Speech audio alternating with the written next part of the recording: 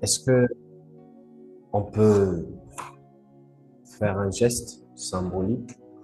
Tu peux simplement chalomer ton voisin.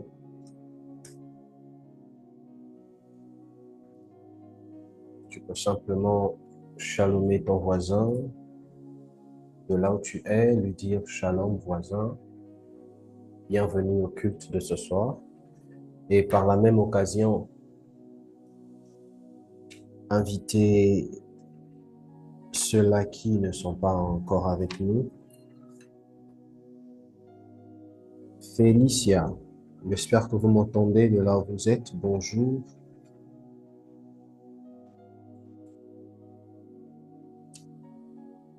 Alors ce soir, nous poursuivons dans notre enseignement et je crois par la grâce de Dieu que nous allons encore apprendre non seulement beaucoup de choses, mais que nous allons grandir dans notre culture du service avec Dieu.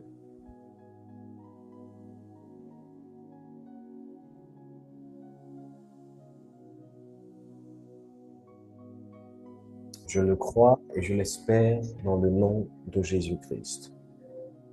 Alors, est-ce qu'on est prêt pour la parole?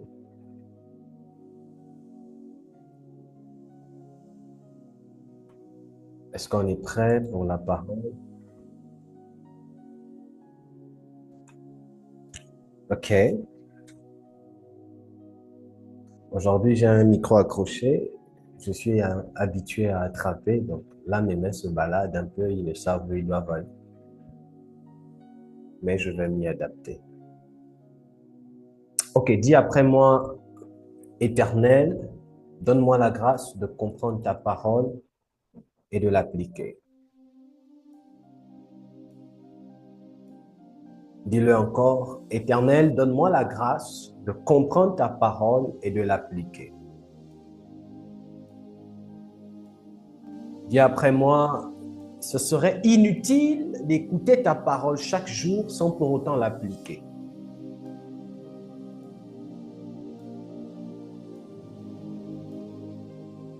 Alors ce soir, Éternel, je te prie de me donner la force d'écouter ta parole, mais aussi de l'appliquer.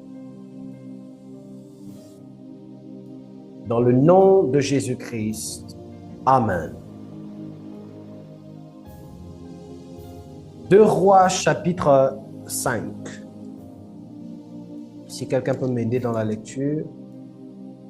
2 Rois chapitre 5.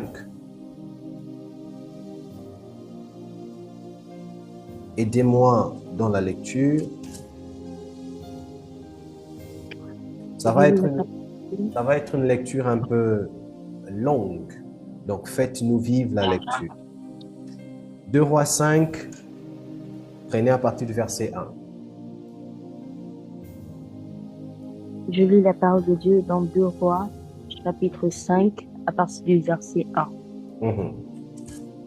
Naaman, chef de l'armée du roi de Syrie, jouissait de la faveur de son maître et d'une grande considération, car c'était par lui que l'Éternel avait délivré les Syriens. Mais cet homme fort et vaillant était lépreux. Or, les Syriens étaient sortis par les troupes, et ils avaient emmené captive une petite fille du pays d'Israël, qui était au service de la femme de Naaman. Et elle dit à sa maîtresse, « Oh, si mon Seigneur était auprès du prophète qui est à Samarie, le prophète le guérirait de sa lèpre. » Naaman alla dire à son maître, « La jeune fille du pays d'Israël a parlé de telle et telle manière. » Et le roi de Syrie dit, « Va, rends-toi à Samarie et j'enverrai une lettre au roi d'Israël. » Il partit prenant avec lui 10 talents d'argent, 6000 cycles d'or et 10 vêtements de rechange. Il porta au roi d'Israël la lettre où il était dit, « Maintenant, quand cette lettre te sera parvenue, tu sauras que je t'envoie Naaman, mon serviteur, afin que tu le guérisses de sa lèpre. Verset 7. Après avoir lu la lettre, le roi d'Israël déchira ses vêtements et dit: Suis-je un Dieu pour faire mourir et pour faire vivre? Qu'il s'adresse à moi afin que je guérisse un homme de sa lèpre. Sachez donc et comprenez qu'il cherche une occasion de dispute avec moi. Lorsqu'Élisée, homme de Dieu, apprit que le roi d'Israël avait déchiré ses vêtements. Est-ce qu'on peut reprendre ça? Lorsqu'Élisée, homme de Dieu, apprit que le roi d'Israël avait déchiré ses vêtements, il envoya dire au roi: Pourquoi as-tu déchiré tes vêtements? Laisse-le venir à moi, et il saura qu'il y a un prophète en Israël. Maman, mets pause. J'aimerais que là où tu es, tu actives ton micro et tu déclares ces paroles. Laisse-les venir à moi. Est-ce qu'on peut le dire? Est-ce qu'on peut dire laisse-les venir à moi? Encore une fois. Laisse-les venir à moi. Encore une fois. Laisse-le venir à moi. Encore une fois. Laisse-le venir à moi. Laisse-le venir à moi. Dans le nom de Jésus. Laisse venir à moi. Amen. Poursuivons la lecture. Laisse venir à moi. Verset 9. Naaman vint avec ses chevaux et son char, et il s'arrêta à la porte de la maison d'Élisée. Élisée lui fit dire par un messager: Va et lave-toi 7 fois dans le Jourdain. Ta chair redeviendra saine et tu seras pur.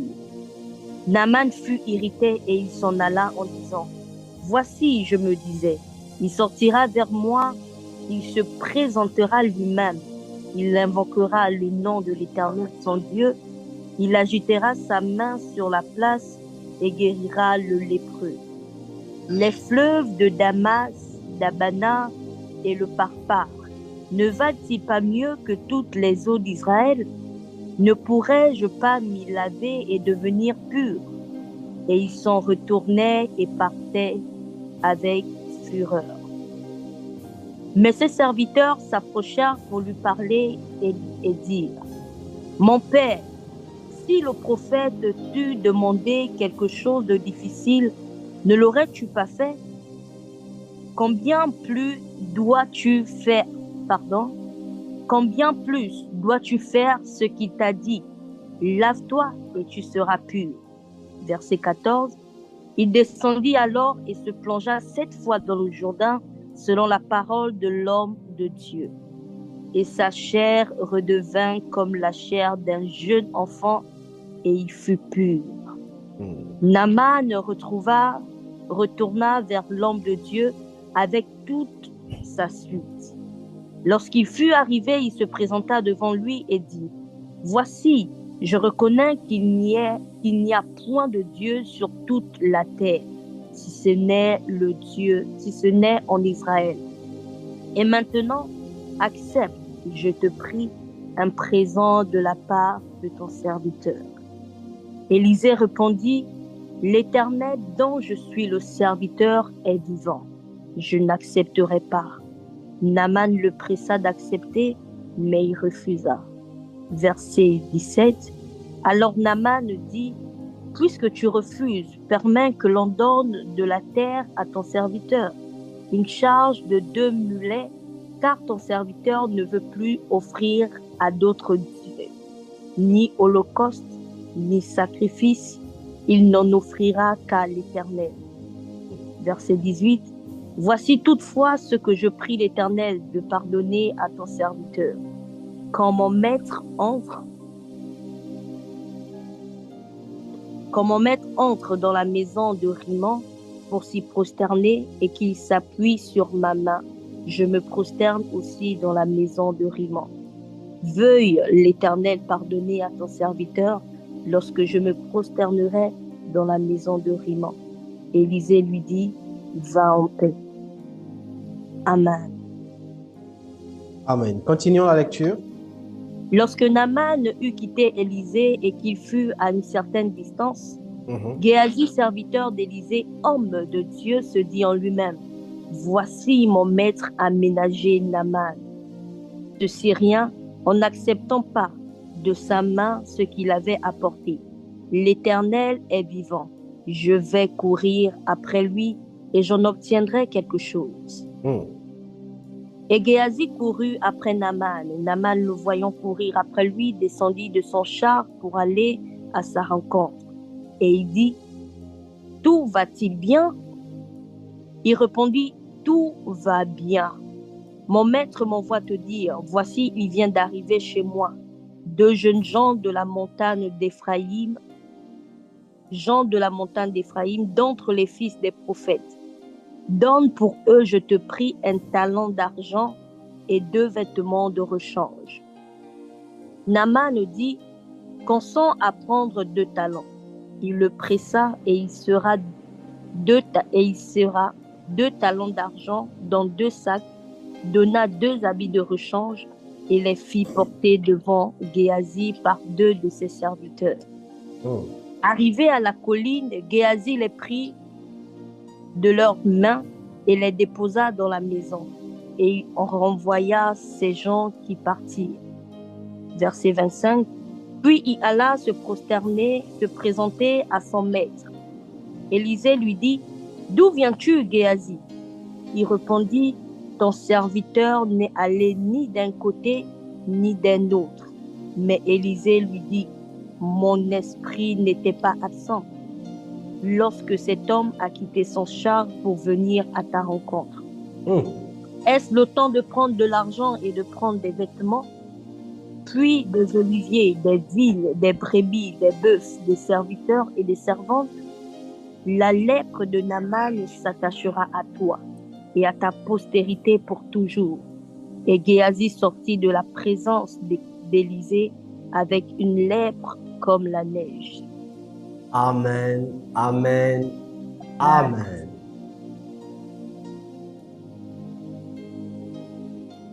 Si vous avez eu à bien suivre la lecture, je pense que on est sur le même diapason, on est sur la même lignée, sur la même longueur d'onde.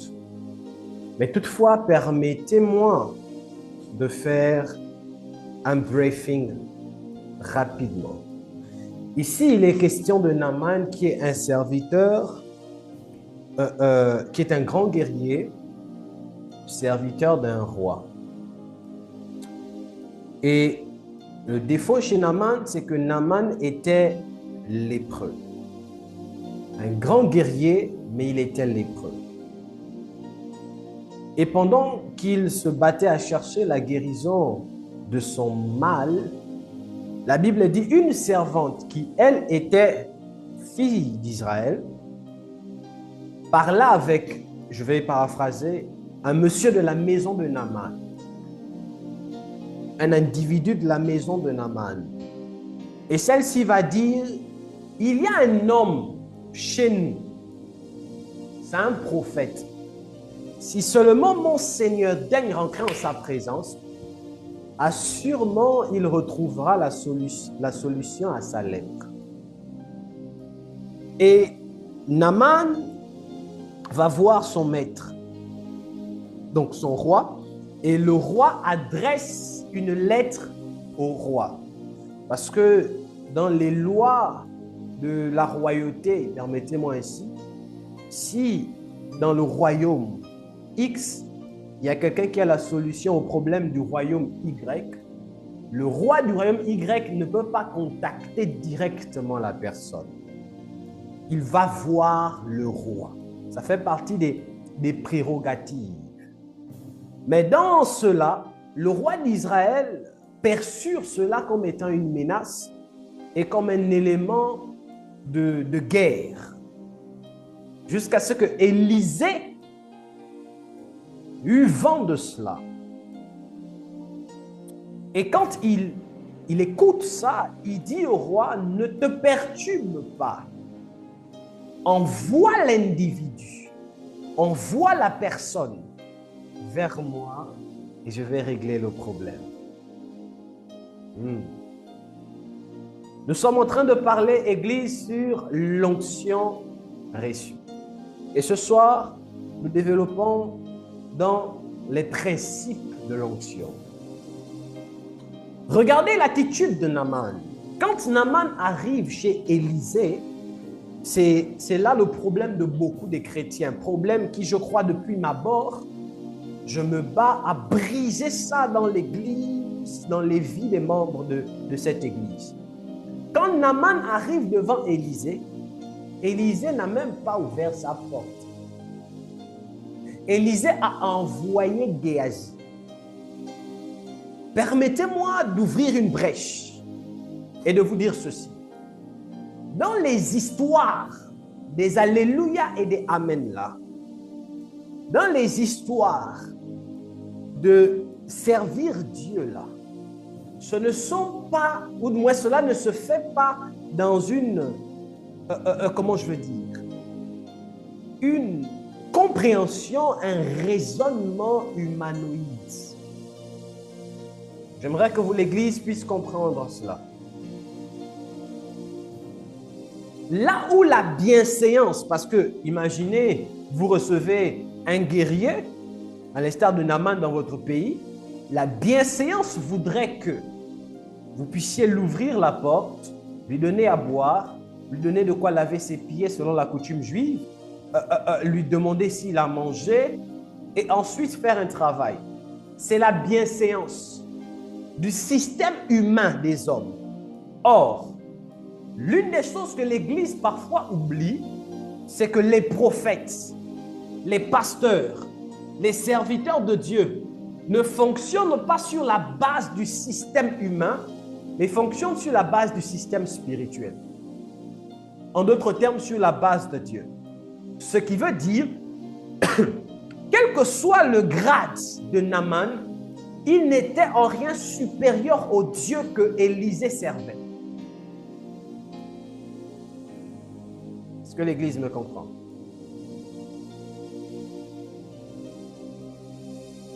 C'est l'une des raisons pour lesquelles, quand vous vous tenez devant un homme de Dieu, ou quand vous allez rencontrer un homme de Dieu, rassurez-vous que vous soyez disponible et disposé à toutes les orientations que Dieu aura à vous donner de par sa personne.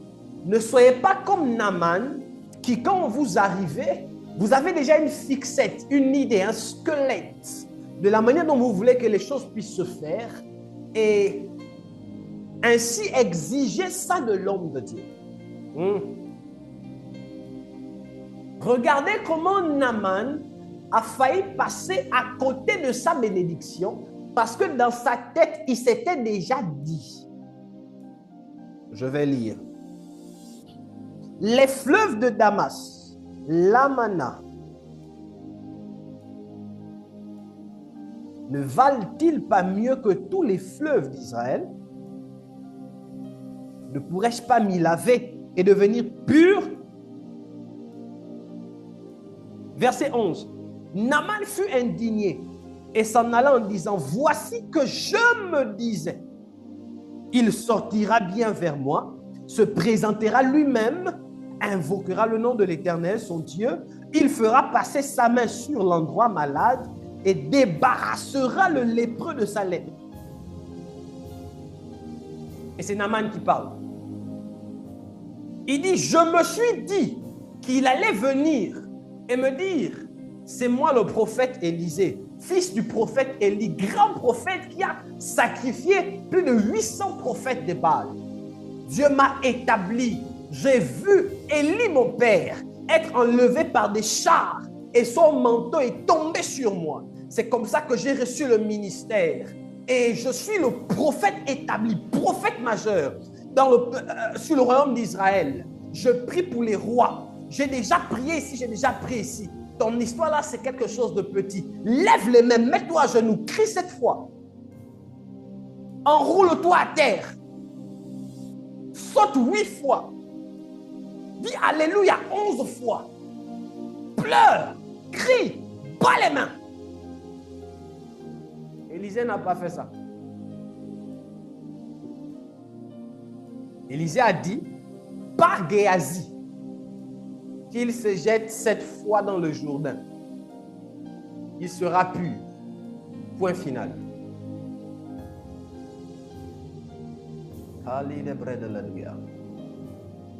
Est-ce que quelqu'un s'est déjà retrouvé ici? Prophète, je suis malade. D'accord. Vous voyez ici que le problème dans ces temps de la fin, c'est que beaucoup de gens mettent leur guérison, leur visitation, non pas sur Dieu, mais sur la forme et la manière de prier parfois. Vous remarquez ça ici? Vous êtes là, vous êtes dedans. C'est ce qui fait que même aujourd'hui, dans la façon dont on donne nos offrandes, on a du mal à croire que l'on donne à Dieu, parce qu'on voit les hommes. C'est ce qui fait que même aujourd'hui, même dans la façon dont on adore dans nos églises, on a du mal à adorer sérieusement parce qu'on voit les hommes. C'est ce qui fait qu'aujourd'hui, si on n'a pas le blim-blim, il n'y a pas de Dieu là-dedans. C'est comme le texte que j'ai publié hier sur mes plateformes. S'il n'y a pas de... On a défini la présence de Dieu par le luxe. Il doit avoir ça. Il doit avoir des meilleurs musiciens. L'église doit être une grande église. Dieu n'est pas un Dieu des pauvres. Hein. Je ne dis pas que c'est satanique.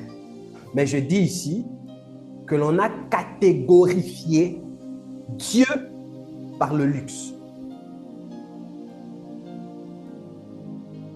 Ce qui fait en sorte qu'aujourd'hui, quand un chrétien arrive dans une église, dans une ville, et qu'il veut prier dans une église, il ne cherchera pas d'abord où l'esprit va le conduire, il va chercher quelle est la plus belle église. Là où il y a clim, split, écran plasma comme ça, où on projette des versets comme ça. La belle église, là où il y a chaîne YouTube, chaîne Facebook, où après le culte, je peux aller me regarder, voir si on ne m'a pas filmé, checker une photo de moi et mettre en statut. L'église est en train de m'entendre ici. La belle église où les jeunes sont dynamiques, où les jeunes sont tendance, où les jeunes suivent le mouvement.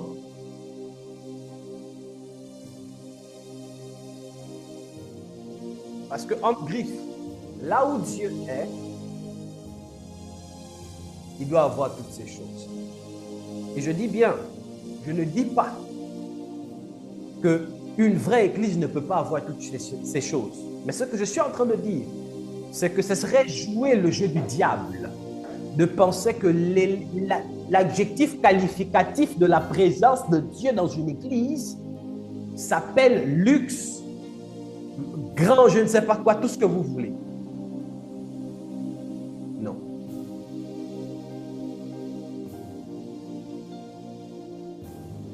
Je poursuis le contexte. Le contexte. Naaman se fâche et pendant qu'il se met en rogne, permettez l'expression, le serviteur de Naaman dit à Naaman que Dieu mette autour de nous des bons serviteurs, que Dieu mette autour de vous des bons amis, des bonnes sœurs et des bons frères. Amen. Le serviteur de Naaman dit à Naaman, maître, et écoutez même ce qu'il dit. S'il t'avait demandé quelque chose de compliqué, tu allais faire ça tranquillement. Saute, papa, 12 fois. Prends 12 rochers qui symbolisent les 12 tribus d'Israël. Enroule-toi. Fais le chien roux, le chat miaou. Fais la souris. Saute comme la grenouille. Rentre en transe. Offrande de 2 millions. Parce que Naaman, il pouvait faire ça. Et d'ailleurs, il avait déjà amené des présents. Il sème, il sème. Le serviteur dit, si tu avais demandé quelque chose de compliqué, papa, tu allais faire ça sans problème. Mais il t'a juste dit, jette-toi dans le Jourdain. Cette fois, c'est simple. Mais tu vois en ça un déshonneur. C'est où le déshonneur là? On n'est pas chez un marabout. On n'est pas chez un féticheur. On est chez un prophète de Dieu.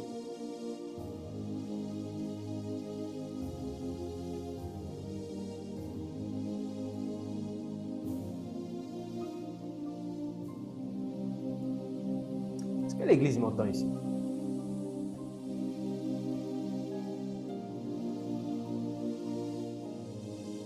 Je ne suis que dans mon introduction, mais j'ai déjà pris 30 minutes comme ça. Est-ce que vous remarquez, j'aimerais que ça soit vraiment quelque chose que vous puissiez vraiment vous rendre compte de ça. Est-ce que vous remarquez que parfois vous-même, vous êtes votre propre frein à votre visitation? Est-ce que vous avez conscience que parfois vous-même, vous êtes, à cause de votre raisonnement, vous bloquez vous-même la manifestation de Dieu dans vos vies? Et pourtant, les choses de Dieu sont simples.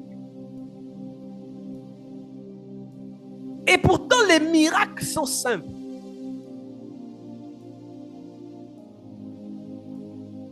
J'étais en train de lire aujourd'hui le livre de Jean et le livre d'Actes des Apôtres. Les amis, en fait, la spiritualité divine est la chose la plus simple. Est l'une des spiritualités les plus complexes, mais en même temps les plus simples. Complexe pourquoi? Parce qu'il n'est pas donné à tout le monde de comprendre ces choses. Mais simple pourquoi? Parce que quand vous obéissez, vous n'avez guère le choix que de voir les fruits. La spiritualité divine est l'une des spiritualités où très simple et très complexe. Complexe pourquoi? Parce que il n'est pas donné à tout le monde de comprendre ça.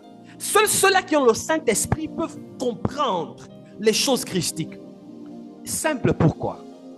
Parce qu'il suffit juste d'avoir un esprit obéissant pour commencer à expérimenter ça. Il suffit juste de croire. D'où Jésus dit, n'empêchez pas de venir à moi les petits enfants, parce que le royaume des cieux appartient à ceux qui sont comme eux.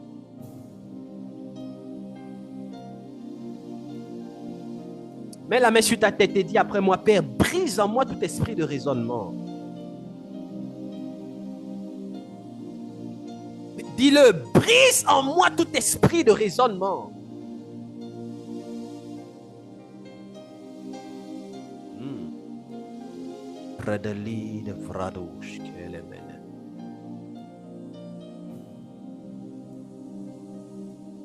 Tout esprit de raisonnement qui t'empêche à expérimenter le surnaturel divin, qui t'empêche à vivre la puissance divine, je commande et déclare que ces esprits soient brisés et consumés en toi.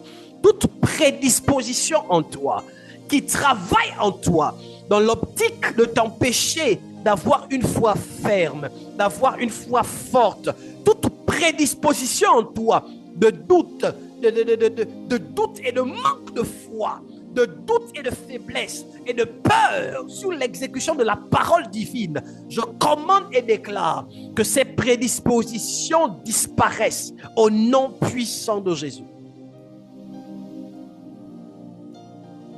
Dis avec moi, Amen. Ces choses sont importantes. Donc, après avoir obéi, quand Naaman a obéi,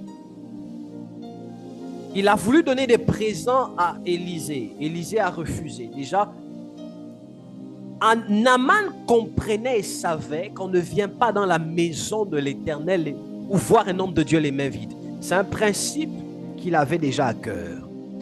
Mais l'homme de Dieu a refusé de prendre sa lettre. Je vous expliquerai peut-être une autre fois, ou peut-être pendant que je parlerai selon l'Esprit, pourquoi Élisée a refusé de prendre l'offrande de Naaman. Il a refusé de prendre l'offrande de Naaman.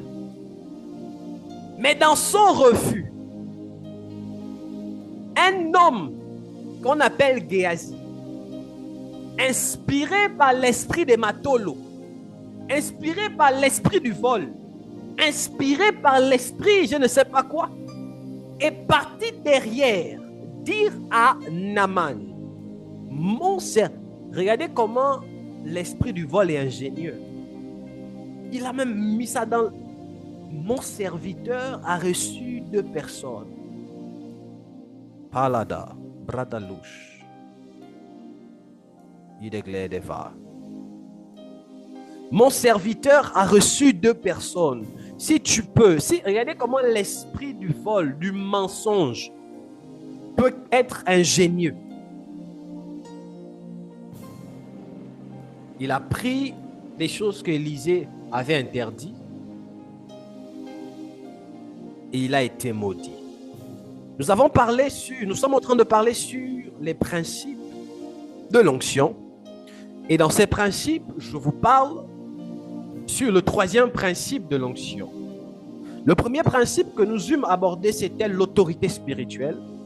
Le 2e principe, c'était l'obéissance à l'autorité spirituelle. Le 3e principe, qui n'est pas le moindre, c'est l'honneur.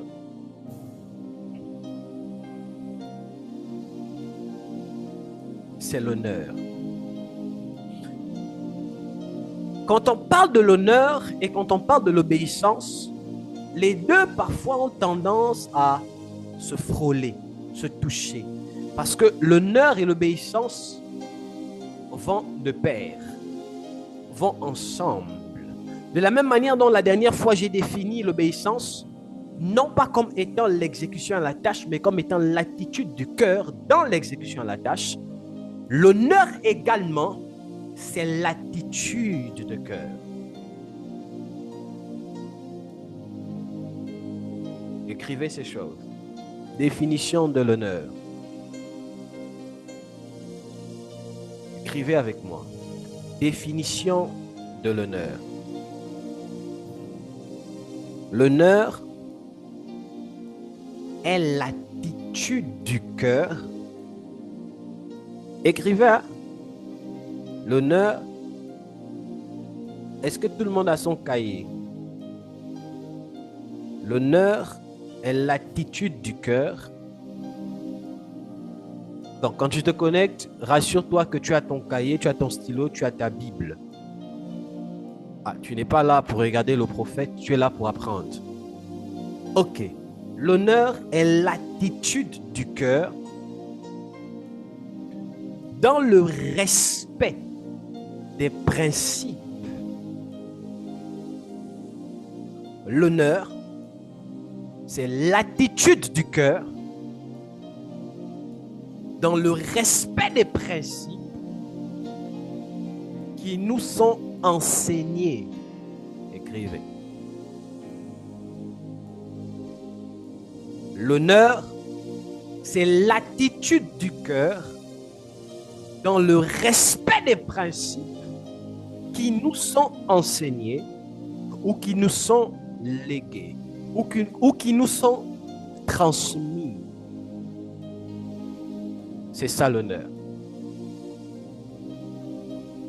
Là où l'obéissance se focalise sur la parole, sur l'ordre, sur la demande, l'honneur, quant à lui, se focalise sur les principes, sur les valeurs transmises.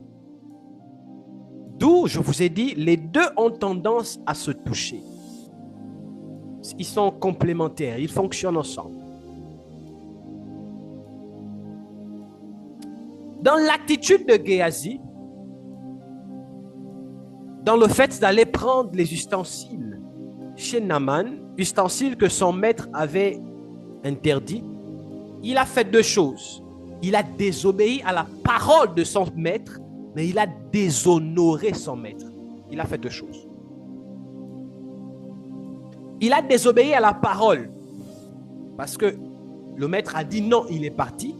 Et il a déshonoré son maître auprès de Naaman. Là où on parle d'obéissance et de désobéissance, c'est par rapport à notre enseignant, à notre instituteur, à notre père, à notre mère. Là où on parle de déshonneur, c'est également par rapport à notre maître, notre père, mais également par rapport, c'est-à-dire, comment je vais dire ça? Le déshonneur, c'est le discrédit que l'on lance sur nos parents en présence d'une personne ou par rapport à une personne. C'est-à-dire, Élisée a déshonoré. Géasi a déshonoré Élisée devant, ou du moins, devant Naaman. Je ne sais pas si vous me comprenez. Ça paraît trouble. Quand on parle de déshonneur ici en ce qui concerne Géasi et Élie, c'est parce que Géasi est parti, Géasi est parti salir l'image de son maître Élisée devant Naaman. Le déshonneur, c'est comme une mauvaise image que l'on met sur une personne qui nous représente ou que l'on représente.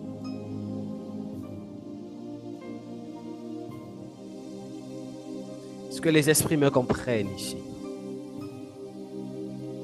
Amen. Amen. C'est comme, je prends un exemple. Dans une vraie famille, j'ai dit vraie famille parce que actuellement, dans ces temps-là, il y a même des familles Mandjango. Dans une vraie famille où il y a des valeurs, où on respecte la femme, on respecte l'homme, quand le père écoute que son fils a enceinté une fille ailleurs sans l'avoir épousée, c'est un déshonneur que le fils a mis sur le père, a mis sur la famille.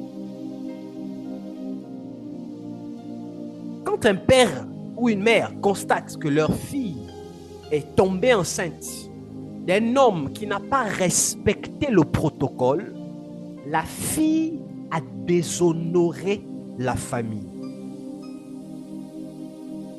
Donc, le déshonneur, c'est comme un certain discrédit, une certaine image que l'on verse. Le déshonneur, c'est comme salir la réputation. Merci. C'est une honte. C'est le non-respect des valeurs, le non-respect des principes. C'est le non-respect de l'ordre, des choses qui doivent se faire. C'est une honte que l'on met sur la famille. C'est une honte que l'on met sur son père. C'est une honte que l'on met sur sa mère. C'est une honte que l'on met sur ses frères. C'est une honte que l'on met sur ses autorités.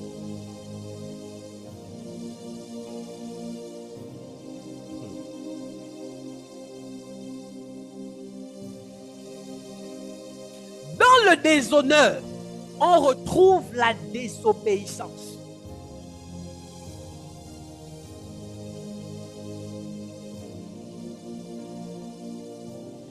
Est-ce que vous comprenez les Écritures ici? Est-ce que l'Église est avec moi? Amen.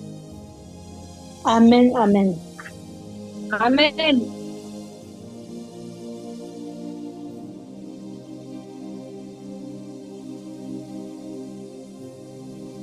Vous devez comprendre ça.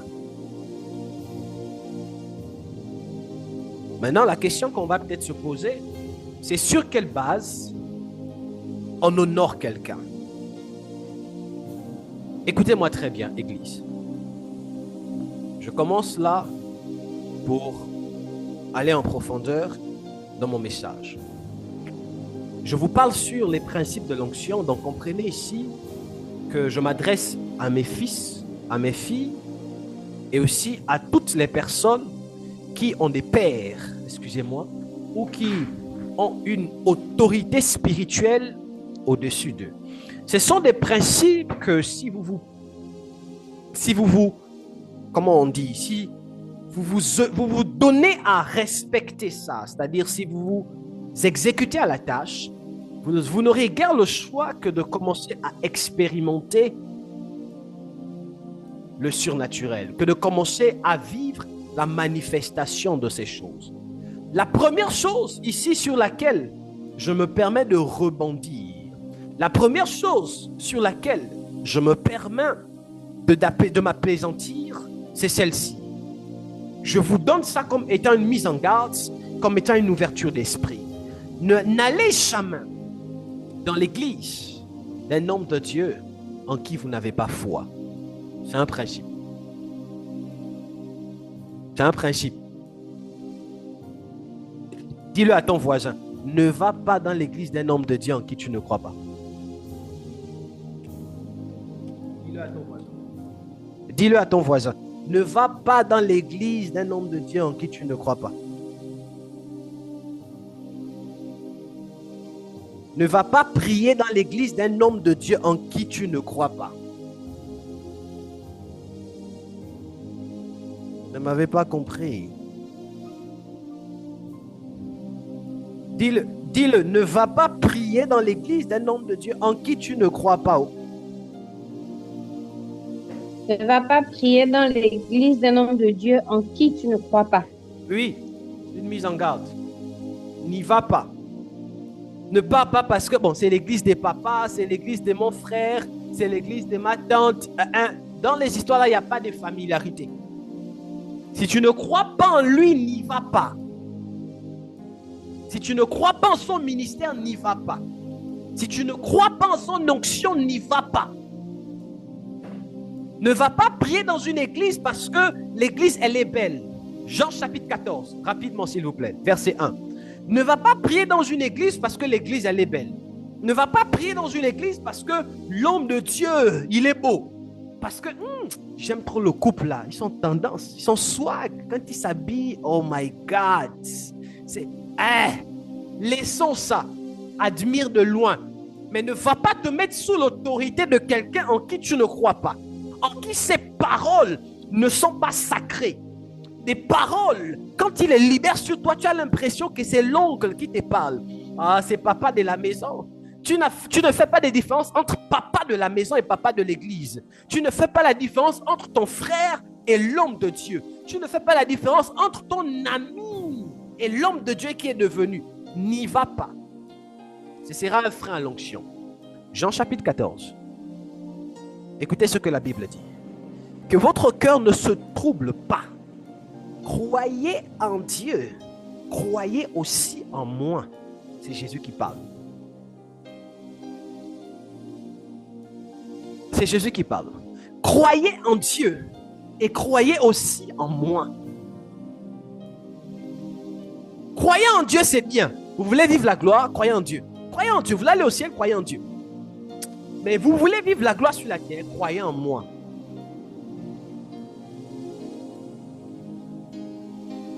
D'où il est écrit, je crois dans 2 Chroniques 20, si je ne me trompe, que confiez-vous en Dieu et vous serez affermis. Confiez-vous en ses prophètes et vous réussirez. Les prophètes, c'est les hommes de Dieu, c'est votre homme de Dieu. Donc, est-ce que je peux parler? On dirait que je suis en train de prêcher en chinois ici. Est-ce que vous me donnez de... Avance, prophète. Avancer ici. Amen. Ok. Listen me. Écoutez-moi très bien. Vous n'allez jamais. Ça va choquer les gens, ça va choquer les religieux, mais je crois que vous allez me comprendre. Votre vie ne va jamais changer si vous vous limitez à croire en Dieu. Aussi longtemps que vous ne croyez qu'en Dieu, votre vie ne changera jamais. Vous aurez le salut parce que Dieu donne le salut. Vous irez au ciel si vous mourrez. Mais si vous voulez la percer sur la terre, il n'y a pas qu'en Dieu en qui on croit. Vous devez avoir votre prophète, votre homme de Dieu, sur la terre en qui vous croyez. D'aucuns vont me dire, prophète, on a le Saint-Esprit, nous tous.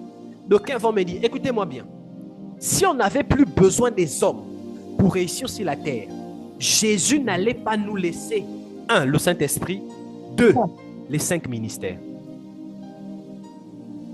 Jésus nous laisse les 5 ministères parce qu'il sait qu'il faut des hommes sur la terre pour aider d'autres hommes sur la terre à aller loin. C'est l'une des raisons pour lesquelles on ne vous prêche pas le fanatisme, on ne vous prêche pas l'idolâtrie, on ne vous demande pas de nous adorer, on ne vous demande pas de nous vénérer, on vous demande de croire en nous et de nous honorer. C'est différent, c'est pas la même chose. Même Jésus, fils de Dieu, venu au monde par la vertu du Saint-Esprit, sage, intelligent, ayant les 7 esprits de Dieu sur lui, il dit aux apôtres, il dit à la foule, croyez en Dieu, croyez aussi en moi. Ce sont des principes. Quand Jésus va dans sa patrie, la Bible dit, il a essayé de faire des miracles, il n'a pas pu. Il n'a pas pu. Il a essayé. Jésus a essayé dans sa patrie. Il n'a pas pu faire des miracles. Pourquoi? Parce que quand il est arrivé, là-bas on disait, oh, là c'est pas moi Naba Joseph. Hein? Moi Naba Marie, Marie et Joseph. C'est l'enfant de Marie et Joseph. Hein? Son père c'est un charpentier. Mais c'est pas le petit là qui courait ici avec Jean-Baptiste ici là. Ils étaient en train de courir, je ne sais pas où ils allaient. Ils jouaient ici là, torse nu, les pieds nus. C'est pas celui-là. Maintenant il veut dire qu'il est homme de Dieu. Il veut maintenant dire que c'est lui le Messie. Les choses de Dieu sont très folles. Quand je lis les évangiles, je me rends compte que le peuple d'Israël s'attendait à un Messie. Les prophéties étaient là. Tous savaient qu'un Messie devait venir. Mais ils n'ont pas su discerner en Jésus le Messie. Malgré les miracles que Jésus a fait, aucun homme sur la terre, depuis Jésus, n'a fait les choses que Jésus a fait. Aucun. Aveugle-né, il met la boue. Il voit. Un mort depuis 4 jours, Lazare. Il arrive, il dit Lazare sort. Hey! Qui a fait ça encore? Il y avait tellement de miracles et dans tout ça, ils n'ont pas su. À un moment donné, Jésus lui-même, il vient, il dit, je suis le Fils de Dieu. Il entre dans la synagogue, il lit Ésaïe, le prophète Ésaïe. Et à la fin, il dit, maintenant la parole s'est accomplie. Ils n'ont pas su discerner. Oh Dieu. Oh Dieu. Je prie au nom de Jésus que tu aies le discernement, la capacité de savoir, de détecter l'instant, le moment, la période où Dieu te placera auprès d'un homme qui lui sera une visitation pour toi, qui lui sera une bénédiction pour toi. Je prie au nom de Jésus que tu décèles l'homme de Dieu, que Dieu mettra sur ton chemin, qui sera l'expansion de Dieu, la main de Dieu dans ta vie, qui quand il parlera, à sa parole s'accomplira, s'accompagnera puissance et action.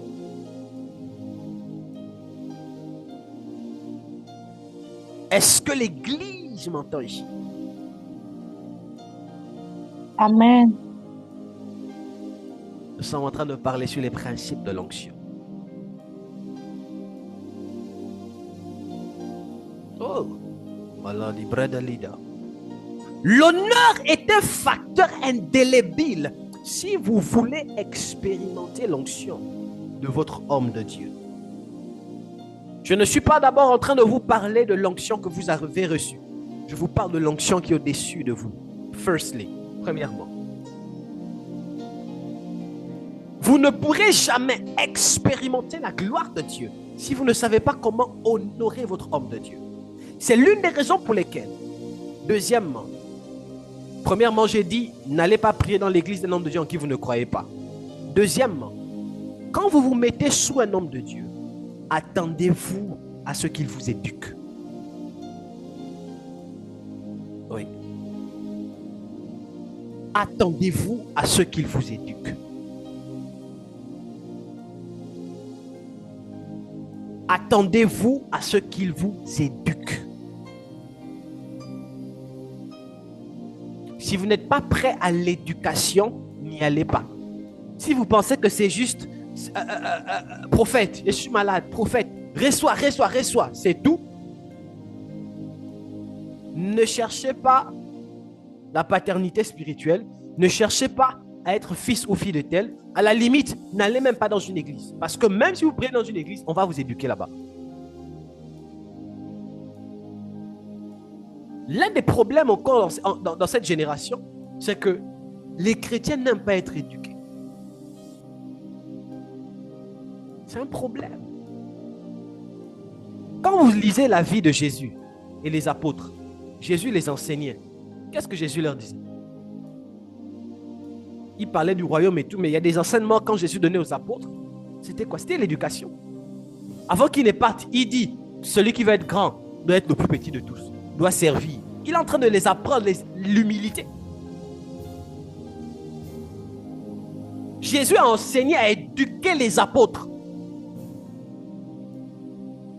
Mais la différence, c'est laquelle?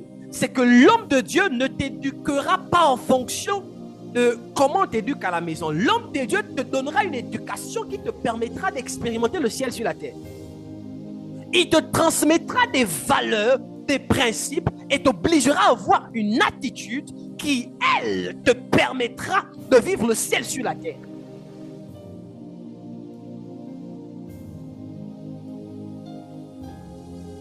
Est-ce que l'église est avec moi ici?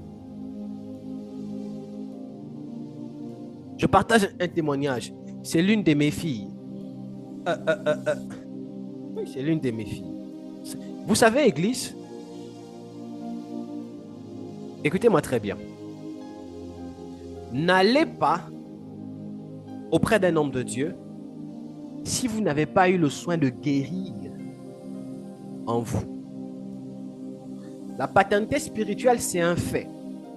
Mais je sais aussi que dans ces temps actuels, il y a des hommes de Dieu qui abusent, je le sais, qui profitent de la paternité spirituelle pour escroquer, pour exploiter, pour manipuler. Je suis conscient de ça. Et si vous avez été victime d'une personne ainsi, ça ne veut pas dire que tous les hommes de Dieu sont comme ça. Vous devez veiller à guérir. Parce que le jour où vous allez retrouver un vrai homme de Dieu, vous aurez l'impression et la sensation qu'il est en train de vous manipuler. C'est l'une des raisons pour lesquelles j'insiste, je réinsiste et je reviens sur un fait. On ne va pas dans n'importe quelle église par émotion. On ne cherche pas la paternité spirituelle par émotion. Il faut prier Dieu. Ça, c'est l'un des sujets pour lesquels tu peux même prendre 6 mois, tu cherches Dieu. Seigneur, tu m'envoies chez qui? Seigneur, j'ai besoin d'une couverture. Seigneur, qui peut m'aider? Seigneur, tu m'envoies chez qui? Seigneur, j'ai besoin. Tu peux prier dessus pendant. Ce n'est pas les histoires des émotions. Ce n'est pas les histoires des familles. Ce n'est pas des histoires non, ce sont des histoires spirituelles. Sinon, votre croissance ne pourra pas être exponentielle. Vous allez tourner autour du pot.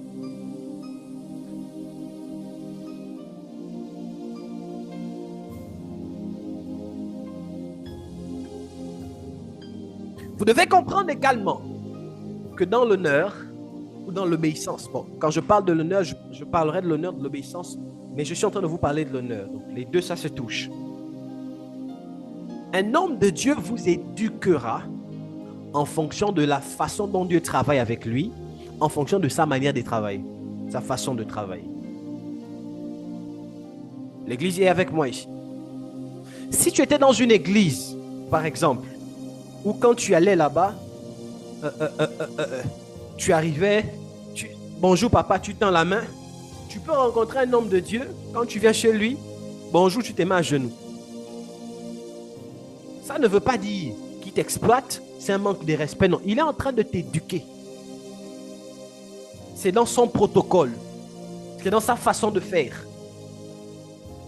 Donc si tu ne comprends pas que tous les hommes de Dieu ne sont pas pareils, si tu ne comprends pas que Dieu ne travaille pas de la même manière avec tous les hommes de Dieu, ça va être compliqué.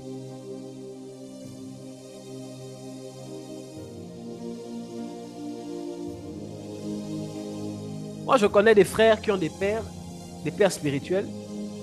Quand tu appelles, même appeler, tu te mets à genoux. Hein.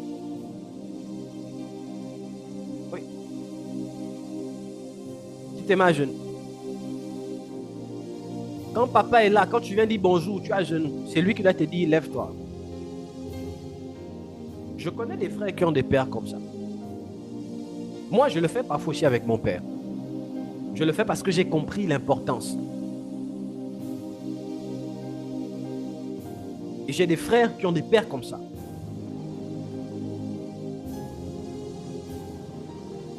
Je connais un frère, il est actuellement en France, c'est un frère. À chaque fois qu'il parle avec son père spirituel, à la fin, il doit envoyer offrande. Donc même si le père spirituel a seulement appelé, oui, allô fils, ça va? Oui. Dès que le père spirituel commence à dire, petite exhortation du père spirituel, il sait déjà qu'à faire c'est offrande. Donc imagine-toi si le père spirituel t'appelle lundi, mardi, mercredi, jeudi, jusqu'à dimanche. Ah, quel est le nombre d'offrandes que lui aussi va envoyer? C'est compliqué. C'est les principes. C'est les principes. Pour quelqu'un qui n'est pas enseigné de l'extérieur, il dira ça, c'est manipulation. Ça, c'est son père l'a enseigné comme ça. Il croit en ça, il applique ça et il expérimente ces choses. C'est des principes. Chaque homme de Dieu travaille différemment. On honore chaque homme de Dieu différemment.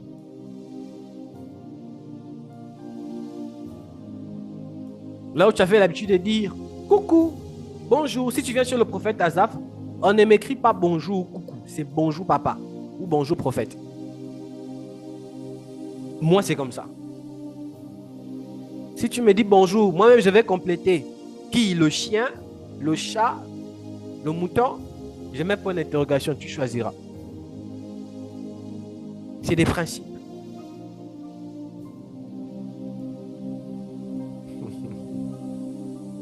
Aïe, bradado, chaya.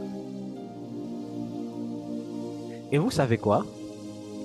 Quand ces principes ne sont pas compris, quand ces principes ne sont pas appliqués, ces principes-là constituent quelquefois un frein à la manifestation de l'onction de l'homme de Dieu dans votre vie. Un homme de Dieu qui ne se sent pas honoré ou respecté ne peut jamais être efficace dans votre vie.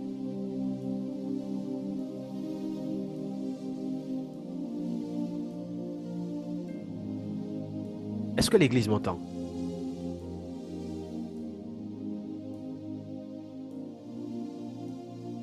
Est-ce que l'Église m'entend? Donne-moi un amen. Amen. Un nom. L'honneur, c'est acquis. Et la Bible dit que vos hommes de Dieu soient sujets de double honneur. Donc, quand tu honores l'homme de Dieu, arrêtez-moi les histoires de « Oh, c'est Dieu qui connaît les cœurs ». C'est n'importe quoi. Derrière ça, là, vous cachez les cœurs orgueilleux, des âmes polies et tout ça. Quand tu honores ton homme de Dieu, il doit se sentir honoré.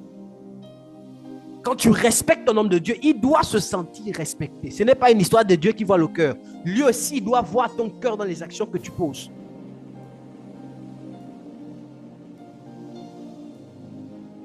Oui.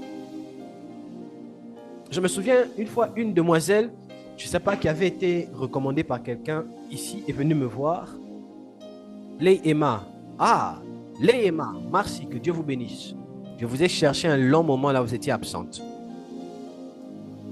Je me souviens un jour, quelqu'un est venu me voir, une demoiselle, en entretien sur Zoom. Moi, quand je fais des entretiens sur Zoom, je suis assisté par ma secrétaire, toujours. Deuxièmement, parfois j'enregistre. Quand je regarde ta bouille et je me rends compte que tu es une personne qui n'est pas fiable, on ne sait jamais. J'enregistre. Et troisièmement, je demande à ce que tu actives ta caméra, on discute, on se voit. Donc, je reçois une demoiselle, peut-être ma secrétaire va s'en souvenir. Elle est au Gabon, elle vient m'exposer un fait. Elle priait pas ici, elle prie pas ici. Elle vient m'exposer un fait. Je discute avec elle. Mais à chaque fois on parle, elle met la caméra au plafond. Elle met la caméra ici, elle met le visage ici. À un moment donné, j'ai dit, mais maman, je veux te voir. Toi et moi, on est en train de discuter. J'ai besoin de te voir. Je ne vois pas ton visage. Au début, je me suis dit, bon, peut-être elle a honte parce qu'elle a peut-être un problème facial, défiguration. Du coup, je me suis dit, sûrement elle a honte, ou bien elle est gênée. Mais quand j'insiste, je regarde bien le visage, elle n'a pas de problème, elle n'a rien. Donc, je ne sais pas si c'est complexe. J'ai parlé 1, 2, 3. Je l'ai renvoyé, j'ai dit, il n'y a plus là. Retourne. Quand tu sauras ce que tu veux, tu ne peux pas venir chez moi, tu viens me voir, tu es comme ça, tu me parles, je ne vois pas le visage de la personne avec qui je parle, tu es méfiante. Tu ne peux pas vouloir venir voir un homme de Dieu qui est censé t'aider et puis tu t'es méfiant. Il y a un problème.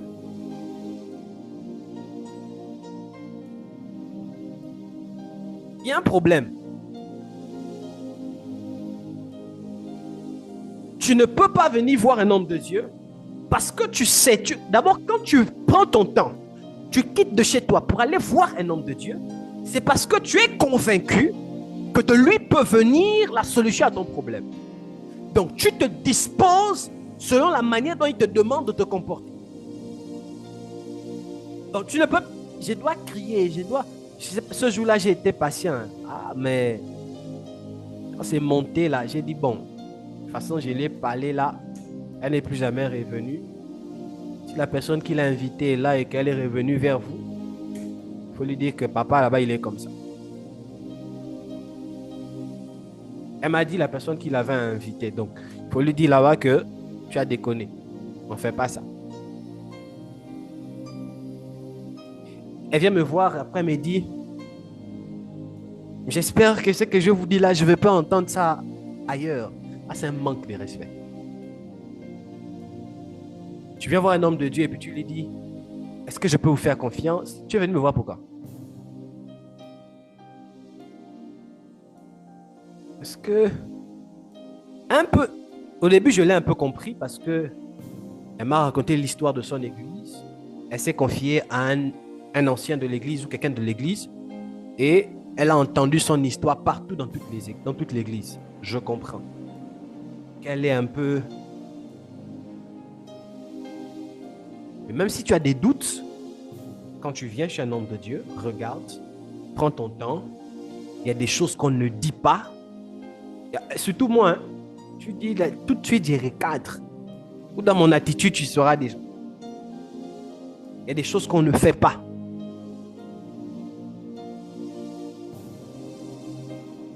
C'est un mépris, c'est un manque de respect, c'est même un déshonneur. Est-ce que vous me comprenez ici? Amen. L'honneur. Dans l'honneur, il y a l'obéissance, le respect des principes. Papa nous enseigne la sainteté. Papa nous enseigne, papa nous enseigne, papa nous enseigne. Tu ne peux pas dire, bon, parce que papa n'est pas là, je peux embrasser quand même dans le noir. Hein? C'est un déshonneur. Et puis, j'ai tendance à vous rappeler qu'un prophète a sorti Israël d'Égypte, un prophète a gardé Israël. C'est Moïse. Il n'y a pas de limite dans l'esprit prophétique. Et moi, je suis prophète. On ne me ment pas. Tôt ou tard, j'ai fini par savoir. Si tu m'as menti en 2015, je découvre ça en 2024. Je vais te punir pour ça en 2024.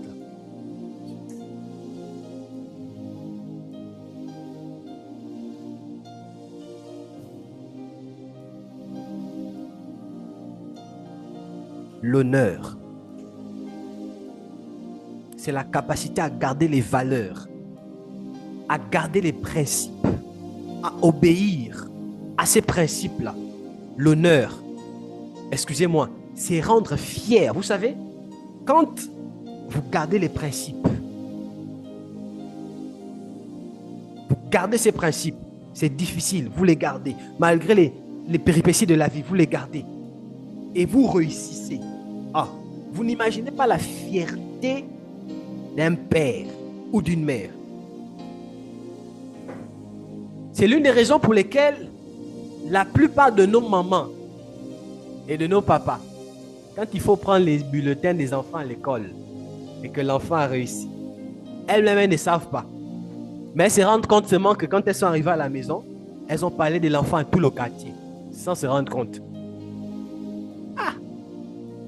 Je vous dis la vérité. Pour nous qui avons les parents pasteurs là, petite prédication, j'ai mon fils. Ah papa, doucement, il ne faut pas exposer l'enfant. Parce que l'honneur, aïe, aïe, aïe, aïe, aïe, aïe, aïe. Quand un père se sent honoré, quand une mère se sent honorée, elle ne sait pas expliquer. Elle peut te remettre 100 000, elle ne sait pas qu'elle t'a donné 100 000. Elle va commencer à être en joie sans savoir. À un moment donné, tu vas oublier ses mamans ou bien. L'honneur, quand un père se sent honoré, vous voulez prendre la place dans le cœur de vos parents, honorez-les. L'honneur est dangereux. Hein? Ah, mon cœur. Ouais, les noms sortent. L'honneur peut faire en sorte que papa te révèle le secret, sa cachette là où il a caché l'argent là. Tu vas voir, c'est... Mais ma fille, tu vois dans la chambre, tu pars comme ça, à gauche. Tu vois là, il y a l'armoire là. Tu rentres dans l'armoire, en bas, dans la chaussure, tu enlèves la chaussure, il y a un trou là-bas. Même ta main, tu vas te dire, papa, c'est là-bas. L'honneur ouvre le cœur du père par rapport au fils. C'est l'une des raisons pour lesquelles, quand un homme de Dieu se sent honoré, même sans son vouloir, les anges commencent à travailler. L'onction commence à descendre parce qu'il se sent honoré dans l'attitude, la façon dont son fils se tient, la façon dont son fils parle. Eh Dieu! Il y a des enfants, quand ils te parlent, à un moment tu te poses la question, je suis le père ou bien on a renversé les rôles? Non, papa, je ne suis pas d'accord. Tu as l'habitude de dire, mais normalement la Bible déclare. Non, papa, moi je n'ai... Et vous allez écouter les enfants comme ça. Moi je, dans ma façon, papa, je.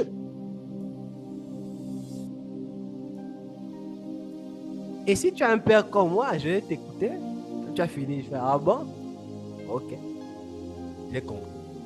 D'accord. Tu es déjà archivé dans la tête. Toi-même, tu vas juste voir le comportement après.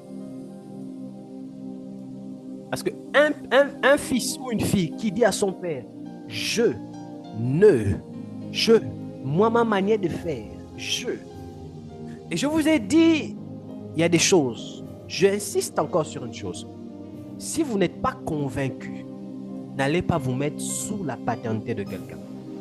Parce que vous devez comprendre, il y a un principe. Quand vous allez vous mettre sous la paternité d'un homme de Dieu, vous êtes en train de lui dire, je n'ai plus de Dieu. Ton Dieu devient mon Dieu. Vous comprenez? Oui. Tu n'as plus de Dieu. Le Dieu de l'homme de Dieu devient ton Dieu.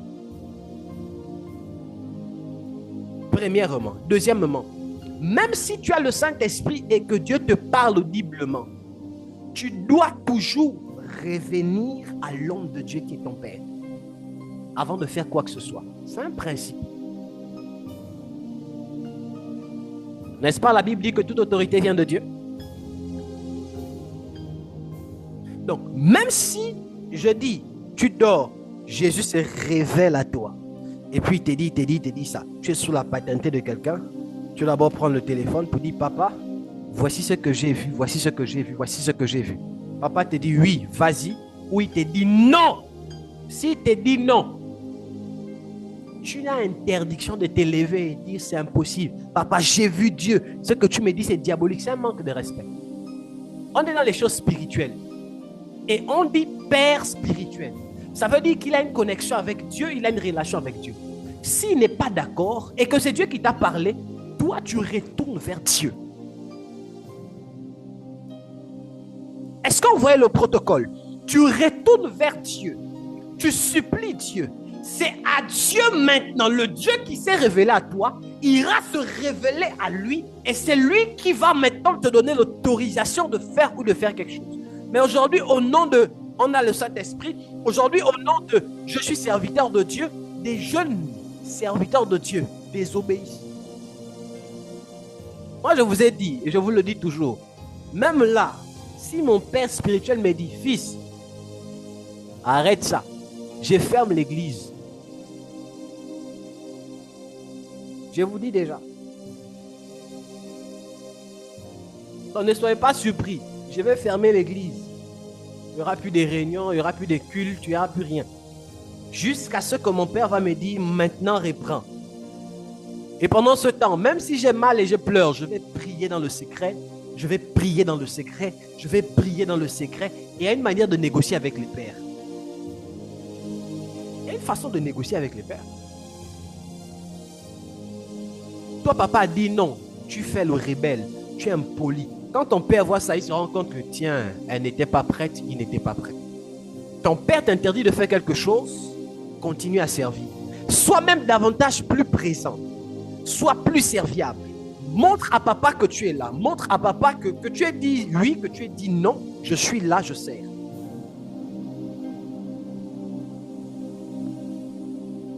Non. Tu fermes le téléphone, tu ne réponds plus. Papa appelle 5 fois. Ça sonne. Quand papa dit bonjour ma fille, c'est même plus comment tu vas. C'est même plus bonjour papa. Non, c'est là je vais bien. Point final. Ouais, même pas bonjour, plus de crédit, rien du tout. Parce que, vous savez, nous sommes dans une génération où on nous prêche l'émancipation de la femme, on nous prêche un peu beaucoup de choses, et toutes ces choses-là qu'on ne se rend pas compte sont en train de nous amener dans une phase où il devient difficile d'appliquer les lois spirituelles. Nous sommes dans une ère où les hommes de Dieu, nous sommes en train de les prendre comme des hommes naturels. D'où ça devient difficile maintenant pour nous de pouvoir vivre le sacré. On dort avec eux, on se réveille avec eux. Du temps d'Élisée et Élie, les hommes de Dieu restaient dans les forêts, ils restaient très loin, sur les montagnes. Mais de nos jours là, il y a tellement de problèmes que tu vas aller rester sur quelle montagne? C'est ton terrain là-bas. Tu es obligé de rester ici, tu loues la maison, tu dois payer, tu as les charges. Donc, on a tous les mêmes problèmes. On se voit tous les jours ensemble. Ça devient difficile de donner l'honneur à l'homme de Dieu. C'est à votre désavantage. Est-ce que l'Église m'entend? Amen. Amen. Dans l'honneur, c'est l'attitude du cœur. Dans l'honneur, on retrouve l'attitude dans le langage, dans la façon de parler. Tu ne peux pas dire que tu honores quelqu'un, mais tu parles à cette personne comme si tu étais au-dessus d'elle. L'honneur voudrait que tu parles à ton père comme étant en dessous. On doit voir l'honneur dans ton attitude, même dans le ton de ta voix. Non, papa, moi, c'est comme ça qu'il parle. Tu parles avec papa, bonjour ma fille. Ça va? Oui, et tout, et tout. Le père parle calmement. Tu dis, oui, papa, oui, tu as un ton un peu. Genre, ah! Non, papa, c'est mon ton. Moi, c'est comme ça que je parle. Dans mes habitudes, quand je ne suis pas d'accord, moi, je parle comme ça. Ouais. Dis à ton voisin, ouais.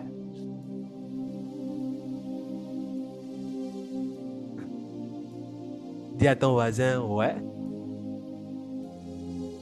Compliqué. Hein? Très compliqué. C'est très compliqué. Et quand vous retrouvez un père qui vous brise, c'est là où vous voyez des enfants rebelles.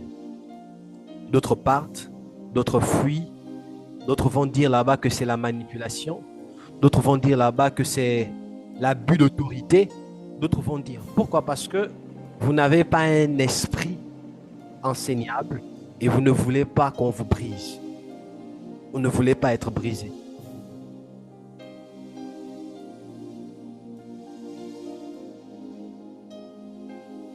Dans l'honneur, il y a l'obéissance.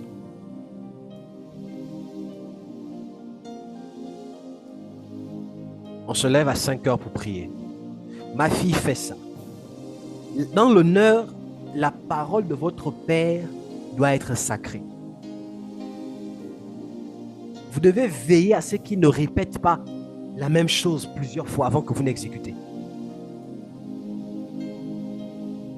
Parce que quand il commence à dire ma fille, ma fille, ma fille, il reprend, il doit répéter la parole là plusieurs fois. À un moment donné, c'est plus normal. On ne parle plus d'honneur ici. Et l'homme de Dieu ne se sent plus honoré. Ma fille fait ça. D'accord, papa. À l'instant, il t'a dit de faire ça. Tu essaies de d'agencer ton programme. Ça devient une des priorités, des choses que tu dois faire absolument. Quand tu as fait, tu as terminé, papa, j'ai fait. Ok, que Dieu te bénisse. Le fait qu'il sache que tu as fait avec promptitude. Papa, j'ai fait. Que Dieu te bénisse. C'est tout suffisant. C'est tout suffisant. Vous savez, il y a des problèmes qui ne se résoudront jamais par la prière, juste par l'honneur. Et l'honneur ouvre des portes. Excusez-moi, Dieu ne fait pas des combines. Dieu ne fait pas de combines. Dieu ne peut pas traiter l'enfant qui l'honore au même niveau que l'enfant qui ne l'honore pas. Tu peux prier pendant des jours, jeûne et prière, jeûne machin, mais tu es impoli, tu es désobéissant, tu es désobéissante, tu n'honores pas Dieu, et puis tu te plains. Or, tu vas voir une personne, elle ne prie pas tous les jours, elle a des faiblesses, mais à cause de son honneur, Dieu la bénit. Donc, si Dieu, qui est juste, agit de la sorte, qui suis-je?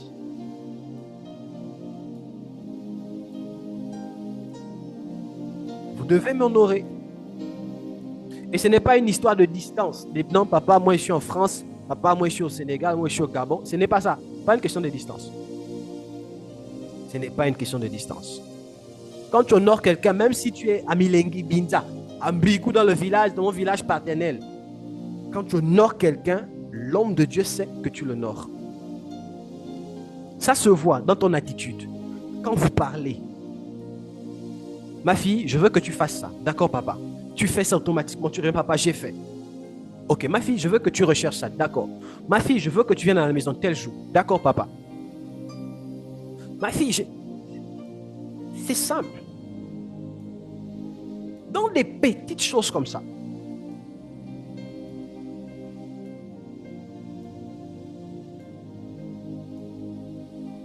Est-ce que vous comprenez ces choses? Est-ce qu'on comprend bien ces choses?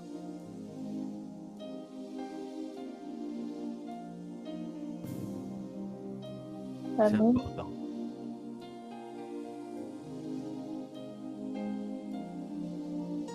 Ne soyez pas comme les chrétiens de je ne sais pas d'où. Et si vous êtes de l'église ITS, moi je vous enseigne et vous faites selon ce que moi je vous dis. Pas selon ce que vous avez entendu ailleurs. Et puis aussi, les amis, il faut aussi un peu éviter ça. Vous avez un père, quelqu'un qui vous enseigne, mais vous partez prendre les enseignements ailleurs pour appliquer. C'est-à-dire, vous voulez appliquer l'éducation d'une autre maison dans la maison de votre père. Ce n'est pas possible. Votre père et votre mère ont une éducation qu'ils vous donnent. Votre oncle a une éducation. Même si les deux viennent du même père, ont un même père, mais ses frères et sœurs ou ses frères, ils ne voient pas les choses de la même manière. Donc ce n'est pas parce que ce que l'oncle dit, ça t'arrange, que tu vas faire ça dans la maison de ton père. Il faut éviter ça. Dans la maison de papa, on se comporte comme papa exige qu'on puisse se comporter. Si vous avez compris ces trois principes, et si vous commencez à les appliquer, vous allez commencer à expérimenter la puissance de Dieu dans vos vies. Premièrement, vous devez croire en votre homme de Dieu comme vous croyez en Dieu. Est-ce que l'Église m'entend?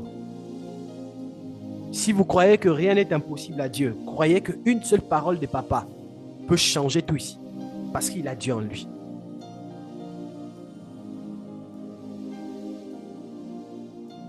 Croyez en ça. Croyez en ces choses. Marchez avec ça, soyez convaincus. Prenez l'enseignement des papas, mettez ça sur le cœur, lisez la Bible, lisez les prescriptions, appliquez les enseignements, vous verrez. Obéissez, non pas pour que papa voie que je puisse obéir, mais pour que le Dieu de mon Père sache que je suis un fils, une fille obéissante. N'obéissez pas pour que papa sache, papa a vu, papa. Non, obéissez parce qu'il y a un Dieu que votre Père sert, que lui, il voit que vous êtes un enfant obéissant, que lui voit que vous êtes une fille obéissante, un fils obéissant, qu'il voit que vous honorez votre Dieu, que vous honorez votre Père, que vous respectez ses principes, que sa parole est sacrée.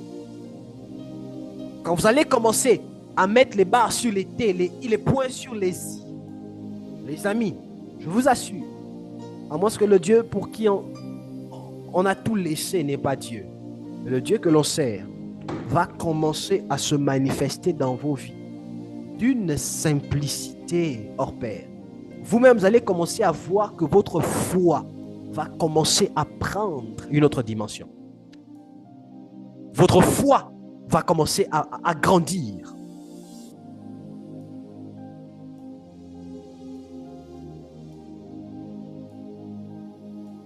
Donnez-moi autre 10 minutes et je vais clôturer. Est-ce que vous m'entendez? Amen. Amen. Papa, j'aime Dieu, j'aime Dieu, j'aime Dieu. Je verrai l'amour que tu as envers Dieu là, dans ta façon de te comporter devant moi. Tu ne peux pas aimer Dieu que tu ne vois pas et haïr ton frère que tu vois. Tu ne peux pas prétendre honorer Dieu que tu ne vois pas et déshonorer l'homme de Dieu que tu vois. Tu ne peux pas prétendre obéir à Dieu que tu ne vois pas et désobéir à l'homme de Dieu que tu vois. C'est pas possible.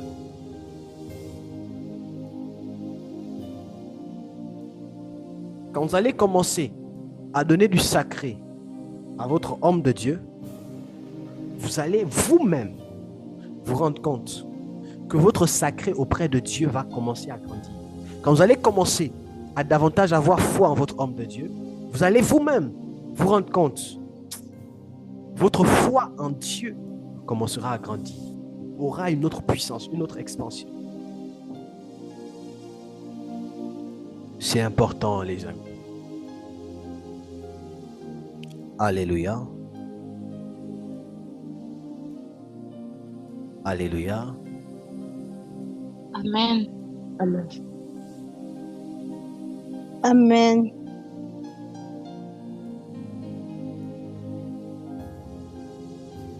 Que Dieu bénisse sa parole. Amen.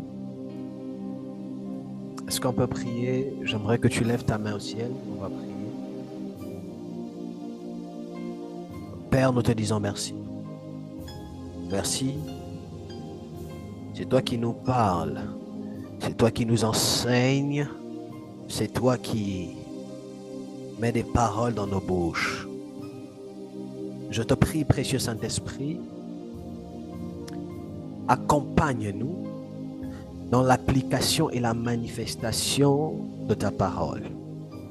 Nous te supplions que ta main demeure davantage sur nous et que notre cœur s'attache. Donne-nous d'être des fils et des filles exemplaires qui honorent leur père, qui respectent leur père, qui obéissent à leur père spirituel comme physique. au nom de Jésus. Car il serait difficile d'obéir à notre Père spirituel si on n'obéit pas à notre Père ou à notre Mère physique, dans la chair. Je prie Elohim. Il serait également difficile d'obéir à Dieu si on n'obéit pas à nos Pères spirituels, aux hommes que tu as élevés en autorité sur nous. S'il te plaît, que ta parole brise les forteresses dans le nom puissant de Jésus et qu'elle aille susciter la foi au Dieu de l'homme de Dieu. Nous te bénissons au nom puissant de Jésus-Christ. Amen. Amen. Amen. Alors que Dieu vous bénisse. Que Dieu vous bénisse. S'il y a parmi nous des nouvelles personnes, j'aimerais simplement vous souhaiter la bienvenue si c'est la première fois que vous nous écoutez et si de temps en temps vous êtes là. Nous sommes l'église ITS, à savoir Impact Transformation Surnaturelle, et nous sommes pour le moment des réseaux parmi lesquels la plateforme Zoom. Nous avons une chaîne YouTube, Prophète Asaph ML. Nous avons également une chaîne Facebook, une page Facebook, ITS Ministry. Donc, si vous voulez faire partie de la grande famille ITS, également nous avons un groupe WhatsApp auquel vous pourriez y accéder tout simplement via notre numéro secrétarial qui est juste en dessous ici. Donc, si vous voulez faire partie de l'église, bien évidemment, et vous pourriez me rencontrer, demander à me rencontrer, et nous prierons ensemble et nous allons vous insérer dans la communauté ITS. À cela, comme annonce, je tiens simplement à nous rappeler que nous nous retrouvons tous les mercredis et vendredis à 20h du Sénégal pour notre culte sur l'onction reçue. Actuellement, nous parlons sur l'onction reçue, l'onction que Dieu a donnée à un homme de Dieu, l'onction que Dieu vous a donnée, donc l'onction reçue. Et là, nous parlons depuis un moment sur les principes de l'onction. Et ce soir, nous avons parlé sur le principe qui était l'honneur. On se donne rendez-vous pour le vendredi proche, donc le vendredi d'après-demain, pour continuer notre enseignement. À cela, nous avons culte de bénédiction chaque premier dimanche du mois. Chaque premier dimanche du mois, soyez présents. Nous avons culte de bénédiction. Donc, ne manquez pas, nous nous verrons le premier dimanche du mois de novembre. Donc, également, il est important que je signale quelque chose. Si vous vous identifiez comme étant fils ou fille de l'église ITS, il serait important que je puisse vous connaître. Donc, si je ne vous connais pas, même si vous vous identifiez comme fils ou fille de l'église, ça va être compliqué. Donc, si vous vous identifiez comme fils ou fille de l'église ITS Ministry, veillez à me rencontrer si on ne s'est pas encore rencontré, ou si vous n'êtes pas sûr, veillez à me rencontrer, que je discute avec vous, que je vous connaisse. C'est important. Pour le moment, nous sommes encore peu, mais ce sera important pour moi de connaître le maximum d'entre vous. C'est vraiment important. Parce que si je ne vous connais pas, vous entrez, vous sortez, bon, je considère que vous êtes juste quelqu'un qui croit en Dieu, vous priez ailleurs, mais vous êtes béni par ce qui se fait ici. Et voilà.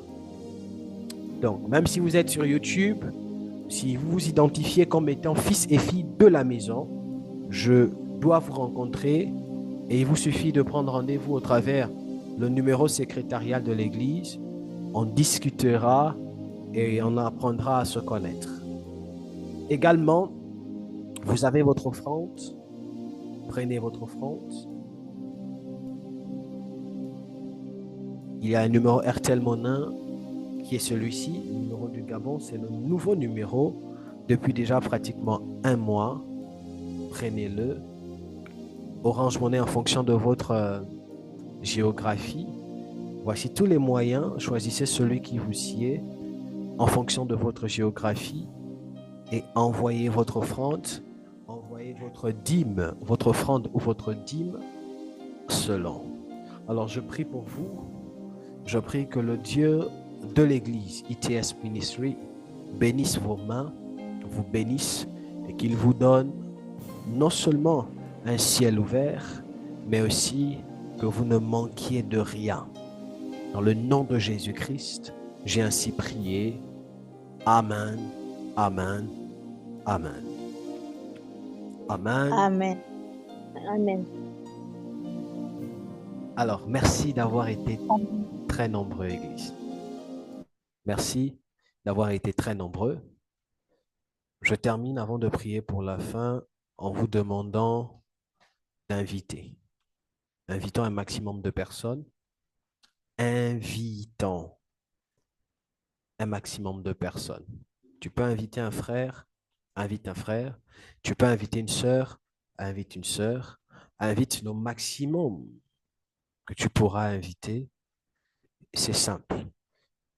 Est-ce qu'on peut le faire pour le vendredi? Donc, battons-nous à inviter un maximum de personnes.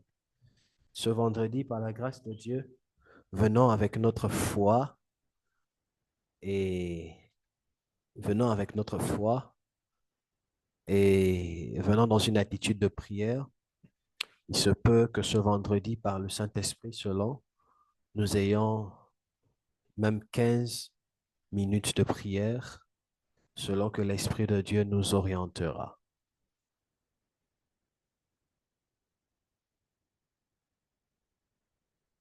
Ah, gloire à Dieu. Leïla a invité son petit frère. Gloire à Dieu. Il était là. Que Dieu le bénisse. Je crois que c'était Deo Bemba, je pense. Que Dieu le bénisse si c'était lui. Oui, D'accord. exactement. Que Dieu le bénisse. C'est important d'inviter. Parce que vous savez, il y a des personnes qui cherchent encore leur église. Et surtout pour vous qui êtes en France, dans les zones Europe, là, il y a beaucoup de chrétiens qui ne vont pas à l'église, qui sont dans des maisons, d'autres qui vont dans des églises, mais qui n'ont pas encore trouvé leur place, qui cherchent où avoir leur place. Et il y a même d'autres aussi qui ne connaissent pas Dieu, qui ont besoin. Donc, battons-nous, faisons l'œuvre d'un évangéliste, invitons un maximum de personnes, musulmans, sénégalais, invitons au maximum. Et le Dieu de l'Église nous fera énormément de bien. N'attendons pas qu'on dise soirée prophétique. Parce que parfois aussi, vous aussi, c'est ça. Quand Daddy va dire, OK, programme prophétique, vous allez inviter. On a une soirée, ou quand on va dire prier pour les malades. Non. Invitons. Chaque soir, chaque jour, tu dois te dire, bon, on a culte, est-ce que j'ai invité? Tu dois prévoir 2 choses. À chaque culte, vous devez prévoir 2 choses. Votre offrande et savoir, est-ce que vous avez invité? Est-ce que vous avez quelqu'un qui... Voilà. Si tu as invité, ne te dis pas, j'invite une fois et c'est fini. Tu as invité, après avoir invité, tu le contactes. Comment c'était? Qu'est-ce que tu as aimé? Qu'est-ce que tu n'as pas aimé? Qu'est-ce que tu as compris? Et le mercredi prochain, tu l'invites encore. Ne dis pas, bon, j'ai invité celui-là, une fois il est venu, il n'est plus revenu. Ah, tu invites, le prochain, tu invites encore, tu fais de ton mieux. Tu fais de ton mieux. Le Saint-Esprit lui-même va toucher, va convaincre. Et la personne elle-même restera, la personne elle-même sera visitée, la personne elle-même sera impactée, la personne elle-même aura entendu parler de Dieu et Dieu prendra cette parole, fera le reste. Comptez sur le Saint-Esprit et non sur vos efforts.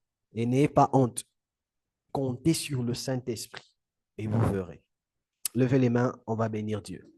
Nous te bénissons, Seigneur. Merci pour ce culte qui, je crois, a été très bénissant. Merci parce qu'aujourd'hui encore, tu nous as ouvert les yeux sur l'honneur. Je te prie de nous emmener dans une dimension où la parole que nous écouterons habitera en nous, dans le nom de Jésus. À toi l'honneur, la majesté, au siècle des siècles. Je les protège et je les confie au sang de l'agneau, sous ton autorité, au nom de Jésus. Aucun homme, aucune sorcellerie ne pourra les atteindre, au nom puissant de Jésus-Christ. Amen. Que Dieu vous bénisse, qu'il vous garde. Shalom chez vous, à vendredi. Amen.